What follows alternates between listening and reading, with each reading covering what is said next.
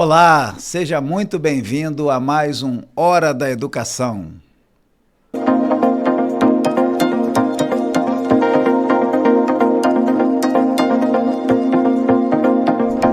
Hora da Educação, com Marcelo Feres.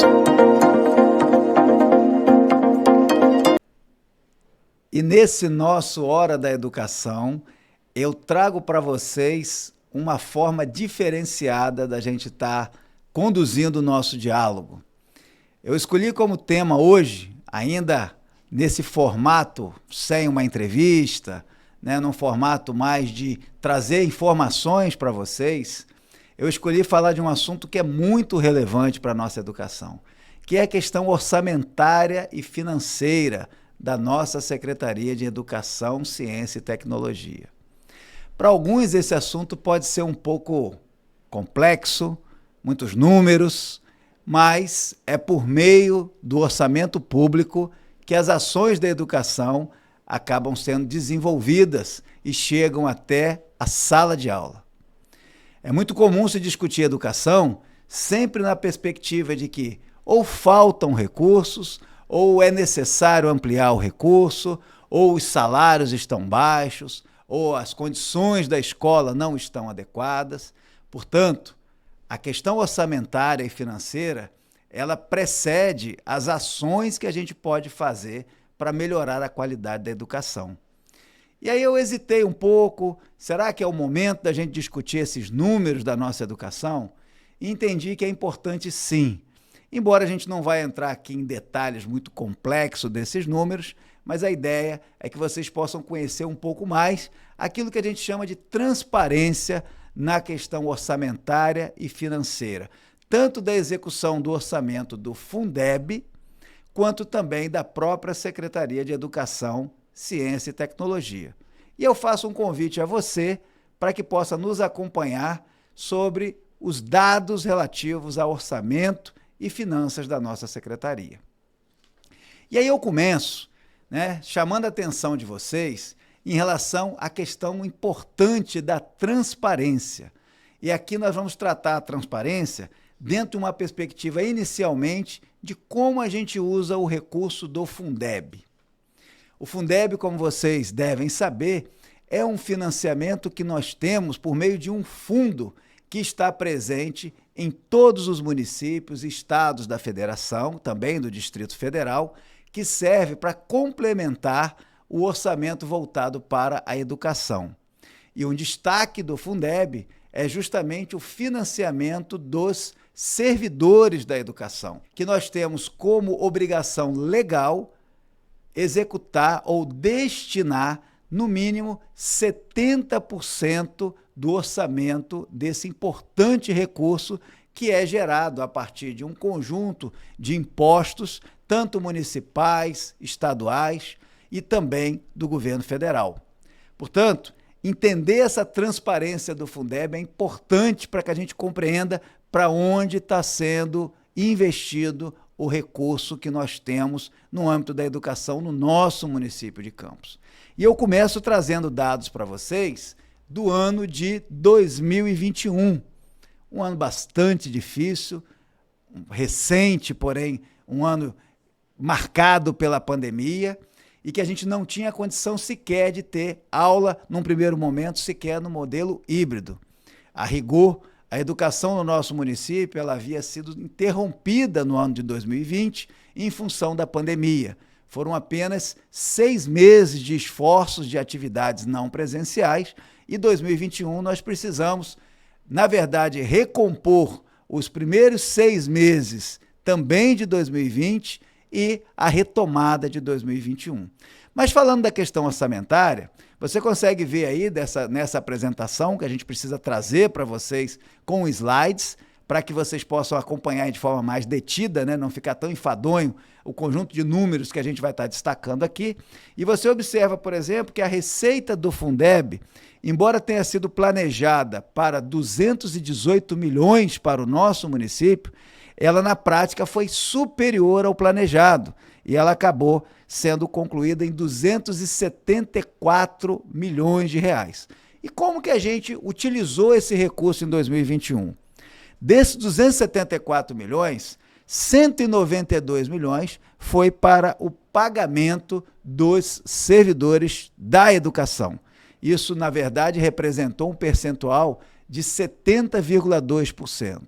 Ou seja, foi cumprido o percentual mínimo necessário e definido para a execução do Fundeb de 70%. Mas, além disso, nós tivemos despesas, né, de custeio, ou seja, aquelas despesas que envolvem o funcionamento da educação, como, por exemplo, material de limpeza, material escolar e tantas outras despesas que nós temos que, na verdade, não geram um produto que é patrimoniado, por exemplo, ou uma obra de reforma. Nesse caso, nós tivemos 21 milhões com despesas de custeio, como eu falei, e também 34 milhões com despesas chamadas tecnicamente de capital, tipicamente obras e também materiais que são patrimoniados, ou seja, eles permanecem nas nossas escolas ou na Secretaria de Educação. É importante lembrar qual era a realidade da nossa rede de educação naquele período, início de 2021. Nós tivemos escolas que, infelizmente, foram vandalizadas, o fato das escolas estarem sem segurança, né, sem profissionais de apoio para poder fazer a segurança das escolas, e também a dificuldade financeira do município naquele início de ano e ao longo de todo o ano, gerou para nós perdas enormes. Muitas escolas tiveram prejuízos, foram arrombadas, perdemos o que tínhamos nas escolas. Em alguns casos, até fiação elétrica foi levada, hidrômetro de escola. Então, foi um período que a gente quer virar a página. Ainda faz parte da nossa história, infelizmente, mas agora temos que olhar para frente para a melhoria da qualidade da nossa educação permanentemente. Então, aqui a gente pode dizer que houve investimentos, em grande medida, voltado para o pagamento da folha dos servidores da educação. E neste ano, nós deixamos, então, uma reserva de 26 milhões para o ano seguinte. Com que objetivo? Para garantir também o pagamento por meio do recurso do Fundeb para os profissionais da educação, garantindo assim o início do ano, os primeiros meses do ano.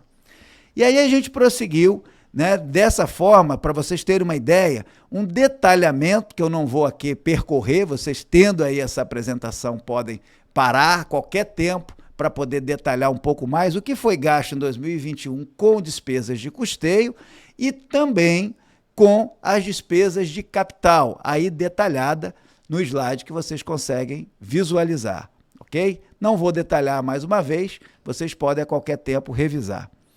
E chegamos em 2022, e aí sim a gente consegue, por meio da vacina, consegue por meio, né, de uma superação de um período muito difícil de pandemia, e a gente retoma as atividades presenciais. E aí vale a pena a gente analisar o ano de 2022 em relação às despesas do Fundeb. Veja que há um crescimento significativo, é fato que houve um crescimento, não só para a educação de campus, né, é importante chamar a atenção, esse regramento é nacional, depende do número de alunos, são regras específicas que definem o valor do Fundeb para cada município. E aí nós tivemos em 2022 uma previsão inicial, né, de 319 milhões para o Fundeb ao longo do ano, para ser destinado ao pagamento dos profissionais, e nós recebemos efetivamente 291 milhões. Ou seja, aquilo que estava previsto não se confirmou. Então é importante o gestor público ter esse cuidado de garantir que haja sempre um acompanhamento, para que ele não corra o risco de executar um recurso que no final ele não vai ter meios de pagar e correr o risco de deixar os servidores sem receber ou com atraso nos pagamentos. Então, assim nós tivemos essa característica, né, em termos de recurso do Fundeb em 2022. E aí nós aproveitamos, já que a receita foi inferior, nós aproveitamos o recurso de 26 milhões do ano anterior e mais uma parcela de juros sobre esse recurso, né, que foi gerada, para podermos assumir todas as despesas do ano. E nesse sentido, nós executamos como despesa de pessoal cerca de 284, pouco mais de 284 milhões de reais. Interessante que, neste caso, a gente teve de um ano para outro um acréscimo de mais de 90 milhões com o pagamento de pessoal. Pode parecer estranho, mas é fácil explicar. Em 2022, nós tivemos a retomada. Durante o ano todo, nós pagamos a regência de classe, que em 2021 tinha sido interrompida, e quando retomada, só foi para alguns meses do ano, a partir de maio ou junho, portanto não foi o ano todo. Também em 2021, os professores de contrato estavam com seus contratos interrompidos, portanto a despesa com esses profissionais acabou não sendo executada. E aí em 2022 foi para todo o ano, além do que nós fizemos um novo processo seletivo para a reposição de professores, que é um princípio da educação de qualidade, a gente não ter turmas sem aula. Elas, por vezes, ainda acontecem na nossa rede, mas por prazos muito curtos, principalmente quando você tem a saída de um professor e a chegada de um outro. Mas estamos batalhando para termos zero de ausência de professor em turma. Voltando à questão das despesas, então, daí nós tivemos também em 2022, é importante lembrar, a lei que foi a lei que permitiu uma agenda de inclusão muito mais digna por meio da contratação de mediadores e cuidadores. Tudo isso representa despesa. Aí teve mais em 2022. Nós tivemos também a equiparação salarial do professor generalista, né, da educação infantil até o 5º ano, que nós chamamos de professor 2, que foi equilibrado em relação ao piso nacional de 2022. Isso, na prática, representou para esses profissionais, que é o maior número de profissionais que nós temos, algo em torno de 50% de reajuste. Então fica fácil entender por que a folha de pagamento de 2021 para 2022, ela avançou mais de 90 milhões de reais. Da mesma forma, nós tivemos despesas com custeio, conforme nós falamos, né, as despesas de manutenção que mantém as escolas funcionando, e também despesas de capital, com relação ao uso do Fundeb, nesse caso da ordem de 5 milhões. Na prática, então, gente, é importante deixar claro que de todo o recurso que entrou do Fundeb em 2022, a Secretaria de Educação reverteu em utilização do Fundeb em profissionais 97%. E nós só tivemos condições de executar recursos de manutenção, né, de custeio e de capital porque houve superávit no ano anterior. Então, veja, é um compromisso nosso, eu falo isso mais adiante, a execução do Fundeb destinada não apenas os 70% obrigatório, mas chegarmos a 100% com as despesas de pessoal. E no ano de 2022 ficamos próximos disso com 97%, porém o dado oficial de despesa não chegou a 87%, justamente porque nós também tivemos recursos do ano anterior, ok? Então, nesse sentido, ainda conseguimos manter um superávit para 2023 da ordem de 18 milhões, que é importante para continuar pagando sempre com alguma reserva para pagar os nossos profissionais sem que haja atrasos nos pagamentos. Então, daí a importância da gente estar falando com vocês como funciona essa questão de gestão orçamentária e financeira. Da mesma forma, nos slides vocês conseguem identificar as despesas que foram destinadas a custeio, né? E no outro slide eu coloco também as despesas destinadas a capital, aquilo que é investimento, aquilo que vai gerar ou obra ou patrimônio. Então vocês conseguem ver detalhes aí. Chegamos então a 2023. Em 2023, nós temos uma previsão, né? Agora falando desse ano, nós temos então uma previsão que é da ordem de 331 milhões de reais para a execução desse ano. Até então, nós recebemos próximos de 99 milhões. Até a presente data, estamos iniciando o mês de maio, né? E aí nós também tivemos um superávit, ou seja, a despesa do ano passado que não foi gasta no ano passado, que nos dá uma certa segurança, é uma responsabilidade do gestor público que está fazendo isso, de 18 milhões. E assim nós estamos caminhando com o nosso ano. Até aqui, nós tivemos de despesas destinadas a pessoal da ordem de 63 milhões de reais. Esse percentual, portanto, que aponta para 64%, ele é parcial, até porque a gente às vezes recebe o recurso do Fundeb numa velocidade que não é a mesma que a gente paga a folha de pagamento. Então, aqui você não tem a folha de pagamento ainda considerada, por exemplo, o momento atual, né? Então, ela está considerada, por exemplo, até o mês de março. Então, tudo isso gera uma avaliação ainda parcial dos percentuais. Nós só vamos ter isso fechado ao término do ano. Mas, até o momento, nós tivemos despesas de custeio da ordem de 5 milhões e 500 e nada de capital dentro do recurso do Fundeb. Não vou me alongar demais com essas questões, mas é só para que vocês compreendam, né?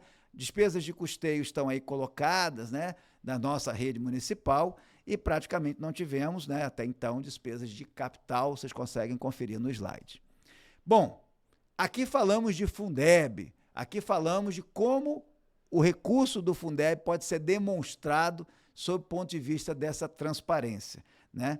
Mas quando a gente fala de transparência, nós temos que falar da transparência dentro da secretaria como um todo. E aí eu chamo a atenção para a transparência na execução orçamentária de toda a secretaria, de toda a nossa Secretaria de Educação, Ciência e Tecnologia, a nossa SEDUCT.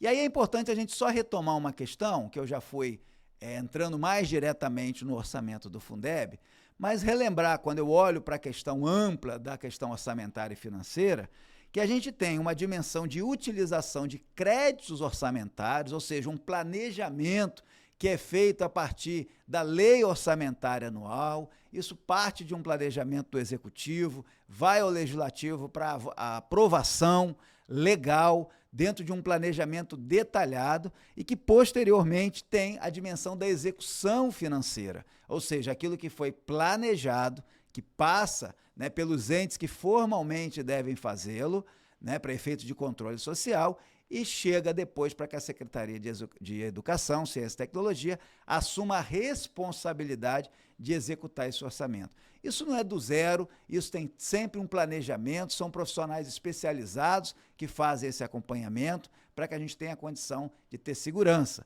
E há órgãos de controle que acompanham detidamente cada centavo que é utilizado, ok? E aí eu tenho aqui, por exemplo, no que diz respeito à questão da gestão pública, você consegue ver no slide, à esquerda eu digo, nós temos crédito, capacidade de planejar e executar. Mas para isso eu tenho que ter o recurso, que é justamente aquilo que efetivamente se confirma.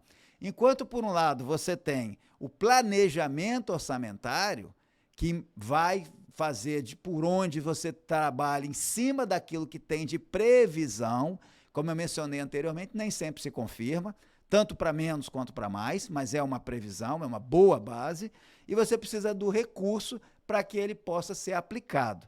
Mas isso se dá por meio de leis que definem um grande conjunto de procedimentos e protocolos para que se possa executar o recurso público. Então, você tem um regramento, vários setores são acionados, não é só a Secretaria de Educação, Ciência e Tecnologia. Então, nós temos a Secretaria de Controle e Transparência, nós temos a Procuradoria do Município, são vários os setores que verificam, que checam, isso internamente no âmbito da Prefeitura, além da própria Secretaria de Educação, Ciência e Tecnologia, que tem a responsabilidade. Mas, para além disso, né, nós temos que gerar uma série de documentos oficiais que registram a execução orçamentária e financeira, como vocês conseguem também visualizar no slide, que seguem à base de legislações que somos obrigados a estar cumprindo.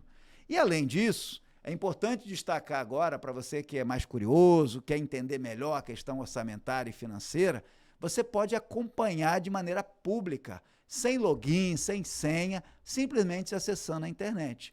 São vários os portais que trazem informações úteis para que você possa estar bem informado em relação à questão de para onde está indo o recurso da Secretaria de Educação, Ciência e Tecnologia. E eu posso te fazer um pedido? Faça isso. Acompanhe, se aproprie. Se você é um educador da nossa rede municipal, você vai ouvir muita informação sobre o uso de recursos. Tem informações verdadeiras, mas também tem muita informação falsa. Tá? Cuidado com isso. E nós somos educadores. A gente sabe e conhece minimamente a internet para poder chegar e fazer uma pesquisa antes da gente repassar uma informação que a gente não tem a menor noção se é verdadeira ou falsa. Então eu convido a cada um de vocês que se aproprie, que conheça. E se tiver dúvida também pode nos perguntar. Tá? É nossa obrigação, porque isso é público, isso deve ser transparente. E aí, por exemplo, se você deseja, né, conhecer mais sobre como que se dá esse processo de transparência, você pode procurar o próprio portal da prefeitura chamado Nova Transparência. Você consegue ver aí no slide o link que você pode digitar para acessar, e essas informações vai requerer um pouquinho de tempo para você verificar o que é o orçamento, o que está sendo de despesa, mas essas informações estão todas disponíveis.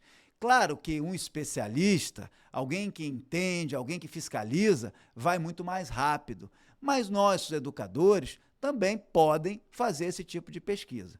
E olha que não é apenas esse site que você vai buscar, você tem o próprio portal, né, da nossa Seduct, o portal PAI, ele também tem informações relativas à execução orçamentária e financeira.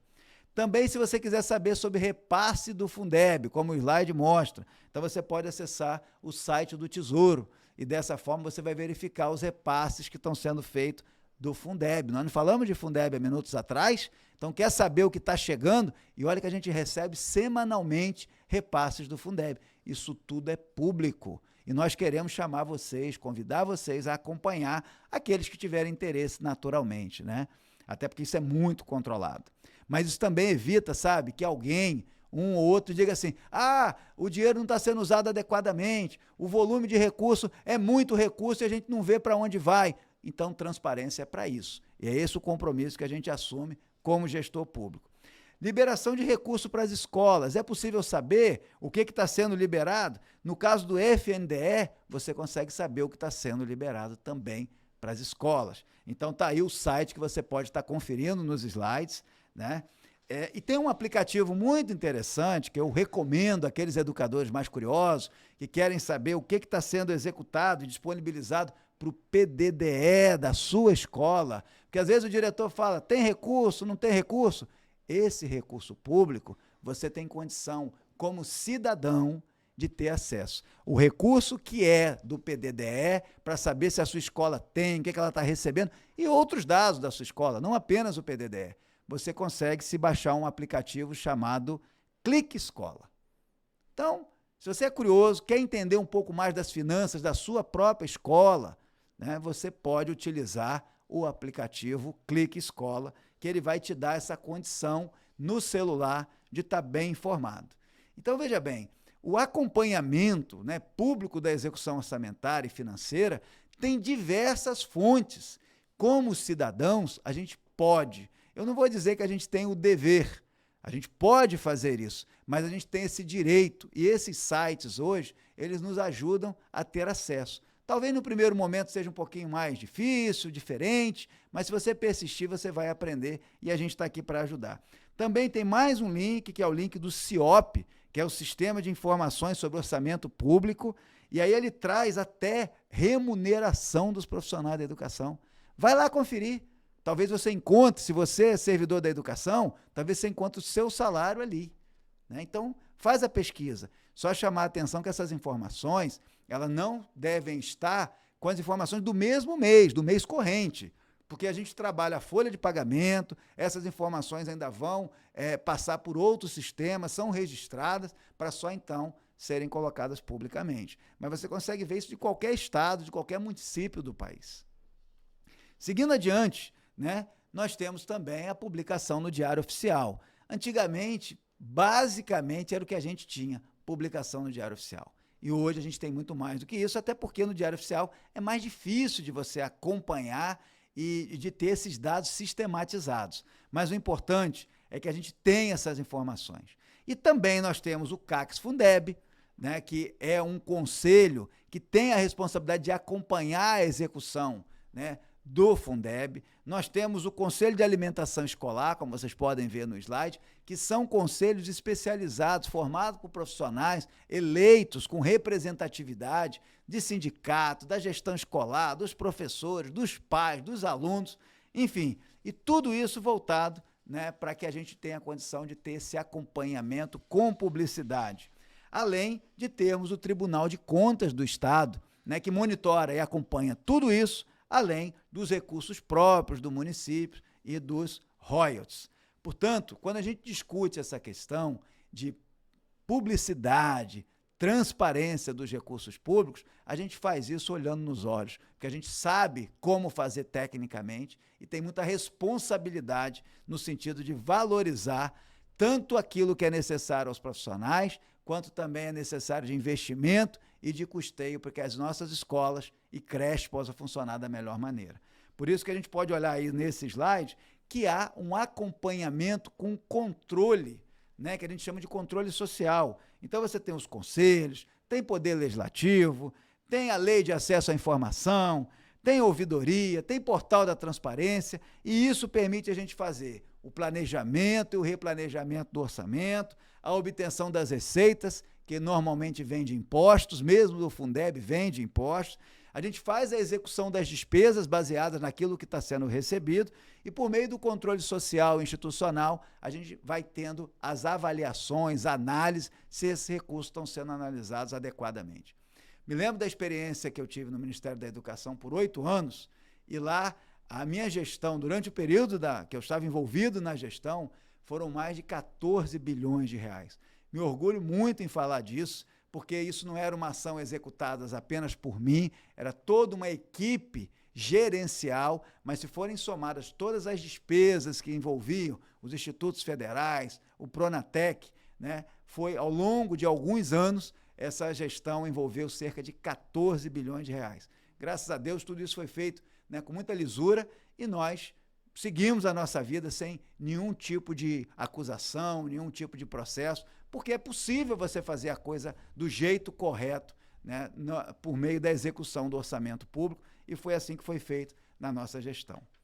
Bom, gente, vocês estão vendo que falar de transparência, às vezes traz dados, traz números, pode ser até um pouco complexo para alguns, mas para nós aqui é muito relevante, é muito importante, porque nós não podemos abrir mão de estar aqui fazendo a nossa prestação de contas. O Hora da Educação é também para isso, né? Talvez para um ou outro vai dizer, pô, mas isso é um assunto meio chato, não gosto tanto de números, mas não vão poder dizer que a Secretaria de Educação não está trazendo a transparência, não está aqui discutindo como essas informações devem ser tratadas. E aí vocês vão dizer assim, tá bom, mas na prática isso está se transformando em quê? Então agora eu vou falar muito rapidamente, além dos índices que vocês já viram ali, né, nesse vídeo, que envolve, por exemplo, o quanto que está se investindo na parte de pessoal. Aí nós temos agora, para esse ano, uma série de outras mudanças, né, que a gente vai conquistando paulatinamente em relação aos direitos dos profissionais da educação. A gente sabe que tem muito a melhorar, essa caminhada é longa, até porque foram muitos anos com os direitos congelados, e que a gente agora está retomando isso desde 2021, quando retomamos a regência de classe, quando retomamos também os 3% de capacitação, quando retomamos a possibilidade dos professores 2 terem também a equiparação ao piso. O professor 1 em 2022 não teve essa mudança, infelizmente, mas não estava abaixo do piso, com isso nenhum professor ficou abaixo do piso, e assim fomos avançando. Agora a progressão horizontal, estamos estudando a progressão vertical para titulação, descongelando os direitos, equiparação também mínima de 15% entre o professor 1 e o professor 2. Sabemos que esse pleito é sempre de ser um outro nível, mas nós estamos aqui atendendo aquilo que é o possível no momento, além de outras questões, mas com o compromisso de fazer a execução do orçamento do Fundeb, dedicando não 70% que a lei diz, mas 100%. Então, às vezes, as pessoas não compreendem que no serviço público não é o gestor que diz sim ou diz não. Ele tem que ter capacidade de pagar. Porque é muito fácil você falar, faça isso, faça aquilo, faça um concurso público, amplie a quantidade de profissionais. Valorize os diretores aumentando a gratificação, que nós estamos fazendo.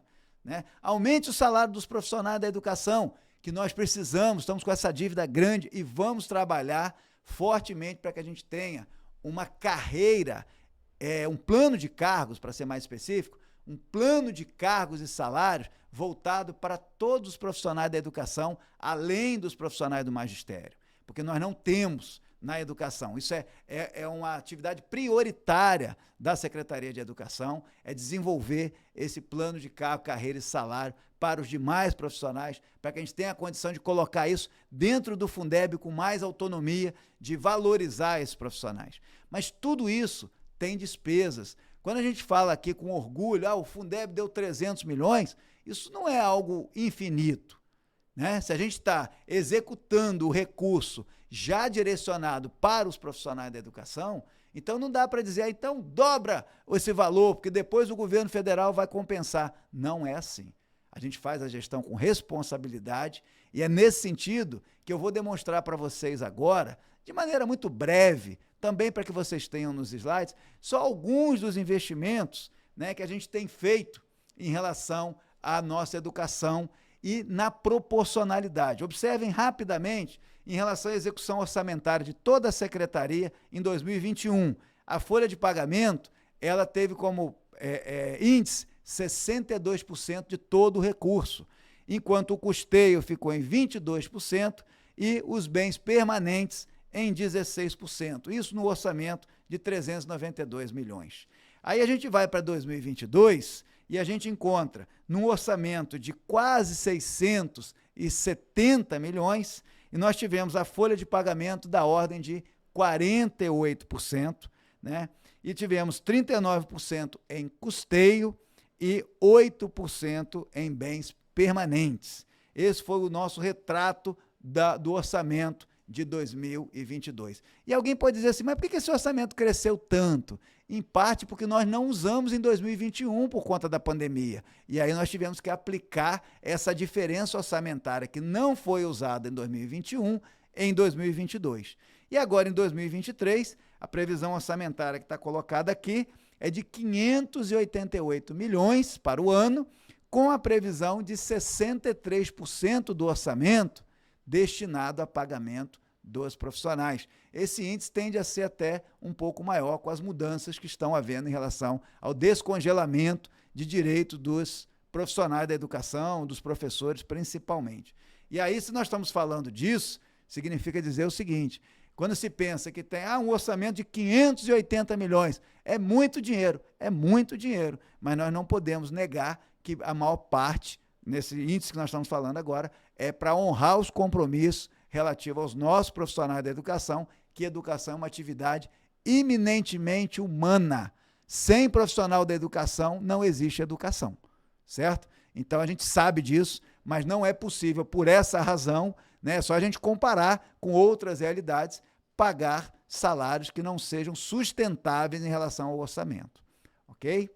E aí, mais rapidamente, a gente pode chamar a atenção assim, com que a gente está investindo, né, com custeio, com capital, ou seja, com bens e serviços, com que nós estamos investindo aquilo que não está indo para a folha de pagamento, para pessoal, porque senão fica parecendo que só tem pessoal, e o restante? Eu vou trazer aqui alguns exemplos das despesas que a gente tem, né, com custeio e também com investimento. É bom que a nossa equipe da educação também saiba para onde está indo esse recurso. Isso é transparência. E aí vocês veem no slide a merenda escolar.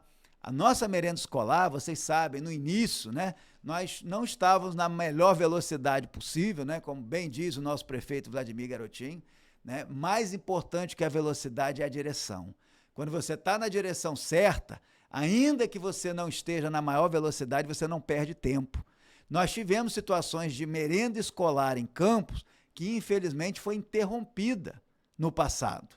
Nós tivemos situação de kit alimentação em campos que, infelizmente, foi interrompido no passado. desde a nossa gestão, o kit alimentação foi feito, não foi rápido, foi com muita responsabilidade e foi até o fim. Da mesma maneira, a merenda, hoje ela se tornou uma merenda referência para o estado do Rio de Janeiro, dito pelo Secane, que é um setor responsável que representa o FNDE no nosso estado, que fez visita, que verificou o mapa de merenda, a forma de controle, a qualidade da merenda, e aqui eu parabenizo toda a nossa equipe, né, que trabalha com a questão da merenda, os nutricionistas e todos os demais profissionais envolvidos, além dos diretores, né, os próprios profissionais das escolas, né, que são as merendeiras, as equipes de maneira geral, que a gente sabe, os pais dos alunos são testemunhas de como a nossa merenda melhorou e está num padrão que por vezes é questionado, como por exemplo a ausência do açúcar que a criança tem em casa, e nós seguimos referências oficiais do FNDE, que para evitar obesidade infantil, para evitar que a gente tenha daqui a pouco nossas crianças com diabetes, a gente chama a atenção dos pais, evitem o açúcar. E na nossa merenda a gente tem esse cuidado, principalmente com os menores, né, que às vezes em casa acaba tendo um pouco mais de açúcar, e quando vão ver o padrão da nossa merenda, que é adequado em termos alimentares e nutricionais, naturalmente, acaba havendo algum tipo de resistência e demoram para se acostumar a esse tipo de alimentação. Mas não é só a merenda que a gente tem orgulho de estar fazendo do jeito que estamos fazendo. Também tivemos aquisição de material escolar. Alguns talvez digam assim, mas a minha escola ainda está faltando um determinado material ou outro. Nós temos aqui a lista desses materiais que deve chegar, que já chegaram praticamente todos, em todas as escolas, mas temos aquela questão de rota, né, que praticamente se a gente fosse uma empresa, nós teríamos a Secretaria de Educação, Ciência e Tecnologia, ela seria, se não a maior, estaria entre as maiores empresas de logística da região, porque a gente tem 4 caminhões que circulam por todas as escolas a cada mês. De vez em quando um caminhão desse dá problema. Nós tivemos problema em abril com 2 dos caminhões, ficaram parados alguns dias, isso retardou a entrega de material. Já temos 3 funcionando e um 4º que deve voltar a funcionar também muito em breve. Isso impacta na entrega dos materiais. Não temos uma grande frota de caminhões, é o que nós temos, é a maneira que a gente funciona. Então, só para chamar a atenção, a aquisição de material escolar traz um kit cuja referência de valor ano por aluno é dos R$ 282. Eu tenho 2 formas de ver isso. Ter uma comparação do que é, que materiais nós estamos falando que estão sendo entregues, para poder entender para onde vai esse recurso. Esse é um recurso, por exemplo, de custeio. Nós não vamos patrimoniar uma caneta Bic que a gente está dando para uma escola, tá certo? Também a aquisição de uniforme escolar, como vocês podem ver aí no slide. Aí também tem os valores investidos, mas de que nós estamos falando? O que nós estamos comprando quando a gente fala de uniforme escolar? Não é apenas uma camisa e um short para o aluno. Tem mochila, tem o tênis, né? Então tem um kit completo que certamente aqueles que sabem como funciona a nossa rede municipal e principalmente o padrão, né, do governo e da família Garotinho, no sentido de fazer esse cuidado com as crianças. Já era assim antes, né, no governo passado da Rosinha, e o Vladimir retomou esse mesmo padrão por entender que as crianças merecem ter aquilo que é necessário para poder a família saber que a sua criança está bem uniformizada, desde a mochila até o tênis. E é assim que está funcionando. Também temos projetos inovadores para melhorar a qualidade da educação, como o projeto Lab+. Ele envolve laboratórios, desde recursos lúdicos para as crianças que estão na creche, para tornar a criança, e também na educação infantil, tornar a criança mais afeta, mais interessada em estar na escola. A escola tem que ser um lugar também lúdico, interessante, onde se aprenda brincando. Da mesma forma, laboratório de robótica educacional, laboratório de educação infantil, e fundamental hoje, nessa linha de você estar cada vez mais com autonomia de trabalhar as diversas disciplinas dentro de uma perspectiva de uma sociedade cada vez mais tecnológica. Não é uma opção desse secretário. A mudança, a chamada 4ª Revolução Industrial, ela nos obriga cada vez mais a naturalizar a presença da tecnologia. E, infelizmente ou felizmente, cada um que faça o seu juízo de valor, nós teremos daqui a 10 anos, quando os nossos pequenos entrarem no mercado de trabalho, um mundo que exigirá o domínio das tecnologias digitais.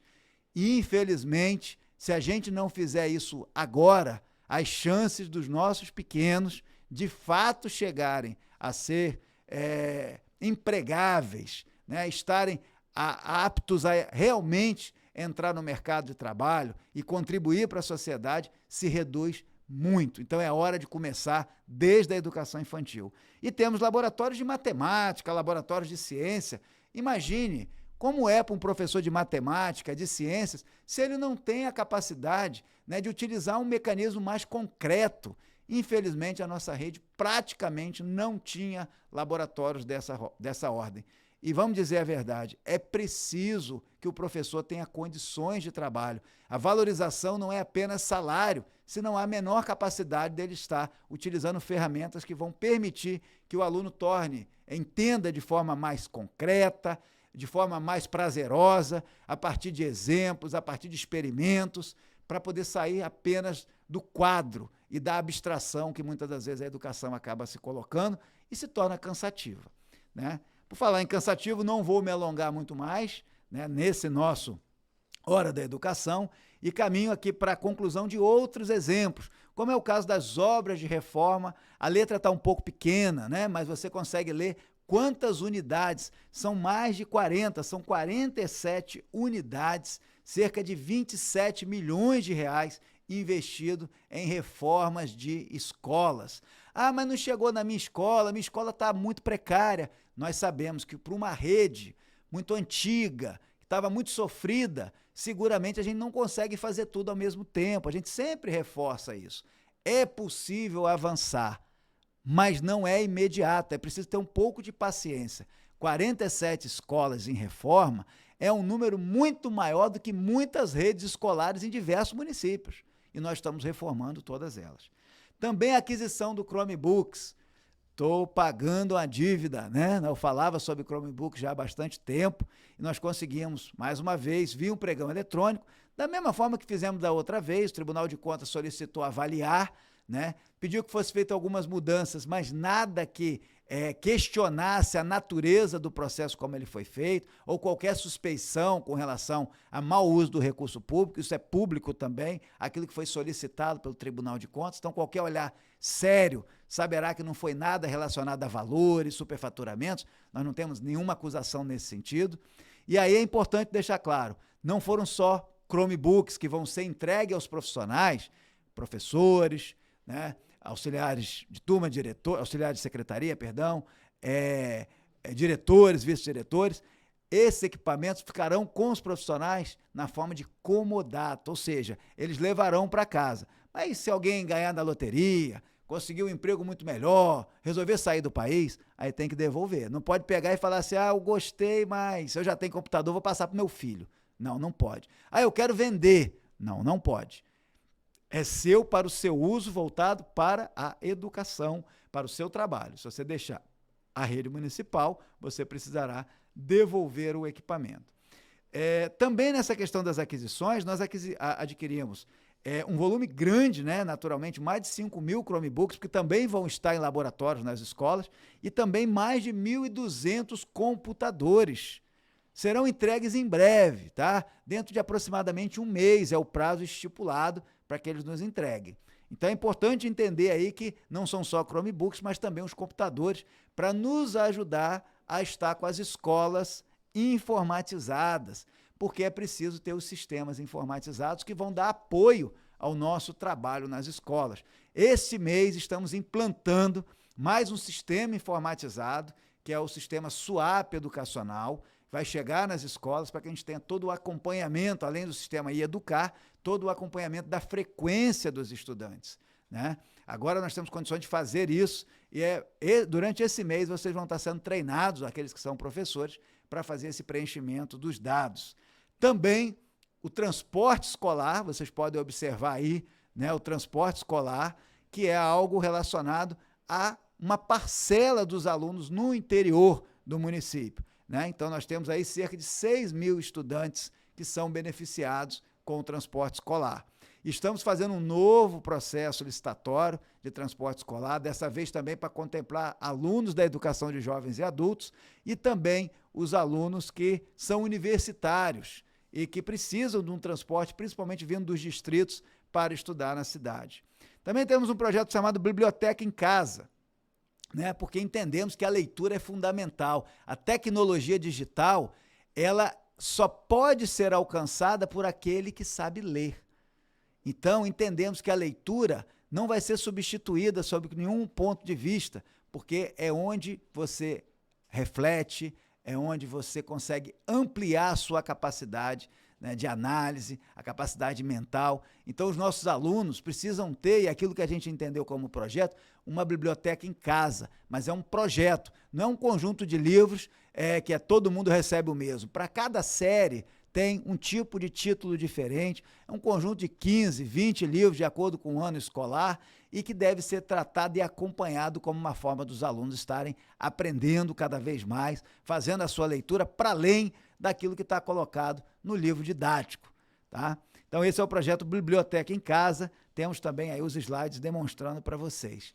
Então observem que a Secretaria de Educação, Ciência e Tecnologia, ela é formada por uma equipe grande, que envolve profissionais aqui na Seduct, também profissionais em toda a nossa rede escolar. É um trabalho de múltiplas mãos. Temos uma equipe grande aqui na Secretaria, né, que coordenam os diversos setores para que tudo isso que nós falamos aqui, gente, possa acontecer. No meu Hora da Educação anterior, eu falei dos desafios e das ações que nós estamos fazendo na direção do avanço do IDEB. Hoje eu trago aqui para vocês a dimensão mais voltada para a execução orçamentária e financeira. São agendas interligadas. E eu quero fazer, em breve também, uma Hora da Educação mostrando a nossa rede escolar, porque muito se fala, né, da rede escolar, e a gente sabe que a rede escolar também, ela tem lá situações que estão em melhorias, com manutenções, e situações que ainda requerem muitos esforços. Vamos começar a mostrar isso também aqui no nosso Hora da Educação. Em breve vocês vão estar vendo as nossas visitas também nas nossas escolas, nas nossas creches. E alguns dizem assim, mas tem creche e escola que estão muito bem, tem outras que não. Vamos visitar cada uma delas, vamos discutir a partir da realidade delas, o que pode ser feito. Então vocês aguardem que nós só estamos no início desse nosso Hora da Educação, que é uma ação, gente, que visa trabalhar essa comunicação, esse diálogo com os nossos educadores. É assim que a gente acredita que a educação deve ser feita. É claro que o diálogo nem sempre ele é tão pacífico, né? Às vezes as pessoas têm expectativas, né, de que aquilo que elas desejam, aquilo que elas anseiam, é aquilo que vai ser atendido. Esse não é o tipo do diálogo maduro. Atualmente, eu fico muito seguro como secretário e sem nenhuma arrogância, mas por tudo que eu converso, com tudo que eu, quando visito as escolas, vejo, com o que eu falo com os profissionais, né, e com os diretores e até com os pais dos alunos, é notório que a nossa rede escolar está avançando. Não é todo mundo que precisa concordar com isso é democracia, né? Agora, dizer que é possível comparar o que a gente tinha antes com o que a gente tem hoje, aí fica difícil, porque a gente está avançando muito e muito rápido. Isso sem falar de outras questões, como, por exemplo, a área de ciência e tecnologia, que muitas das vezes não é percebida diretamente pelos nossos educadores, mas com vários editais, com parcerias que temos com as universidades, temos muitos avanços. A Escola de Formação de Educadores Municipais, que está aí criada. Então, gente, é motivo de orgulho a gente está aqui caminhando para 2 anos e meio de gestão e ver que há gerenciamento dentro da Secretaria de Educação. Mas Marcelo, então já está tudo bom, está tudo bem, obrigado? Não. Temos muitos desafios, muitos. Mas não, se a gente olha para trás, vamos só olhar para a nossa gestão, se a gente olha para 2021, nossa, como nós melhoramos em 2022. Se a gente olha hoje, 2023, porque vai vir, porque já está previsto de estar acontecendo nos próximos meses, vai ser muito melhor do que 2022.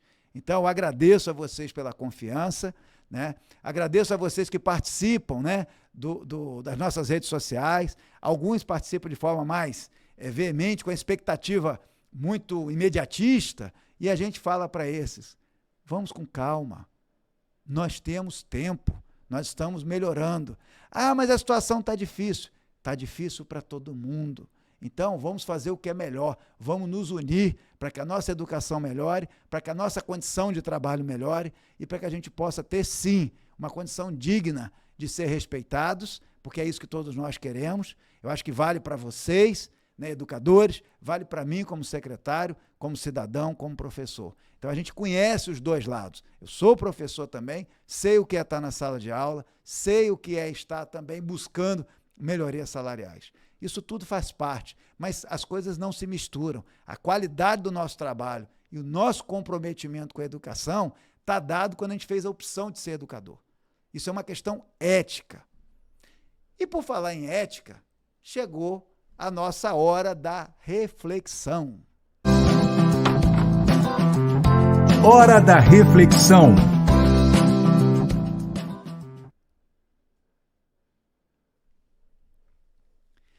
E na nossa hora da reflexão de hoje, eu trago a seguinte mensagem, né, do Ocimar Lucato. Não pode haver economia e realizações onde não há eficiência de gestão, honestidade e transparência.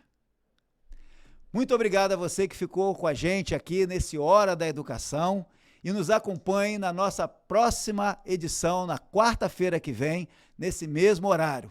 Um abraço e até lá.